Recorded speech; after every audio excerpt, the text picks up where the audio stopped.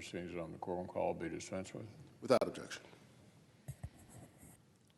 The American people are seriously worried about the direction our economy is headed.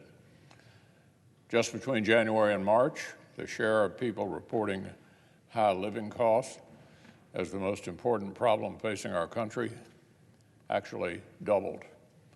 So did the share of those most worried about the price of gas. Consumer price hikes have now set new 40-year records multiple months in a row. More and more American families are feeling the pinch. And 7 in 10 say they do not like how President Biden is handling it. It was clear from the start that the Biden administration's war on affordable energy would punish American consumers. And even liberal economists warned that flooding our economy with partisan spending could trigger broad inflation. Sure enough, American families have now endured 9 straight months of inflation above a 5% annual pace. And the worst effects are being felt in the most vulnerable pockets of our society. One analysis of spending on household staples found that cost-cutting is most pronounced among lower-income Americans. As the Washington Post reported, lower-income workers like Jacqueline Rodriguez have seen some of the fastest wage growth of the pandemic era. But those gains are being eroded by the highest inflation in 40 years. It's outrageous how much everything has gone up, Rodriguez said. I go to the supermarket to buy chicken, and I have to make a decision on what meat I'm going to cook based on the prices. Everything is more expensive. Another group who especially remain vulnerable are seniors on fixed incomes. One retired teacher in North Carolina recently said it like this: "So just surviving day to day has become a big concern of mine, because how in the world?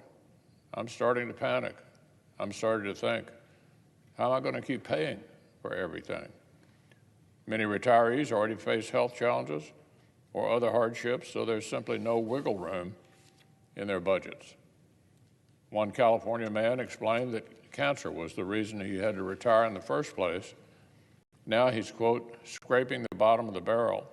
I do most of my food shopping in marked-down bins and don't buy much else." One White House official has seemed to endorse the sentiment that inflation is, quote, "a high-class problem." A whole lot of low-income Americans and retired Americans could very readily see them straight on that. Last autumn, the administration's top spokeswoman scoffed at what she called the tragedy of the treadmill that's delayed. Well, that may be the extent of the pain that inflation and supply chain problems are causing certain affluent people, people like those inside the Beltway, having to wait a little extra on luxury purchases. But I can assure the President's team that many Americans are hurting a lot worse than they are.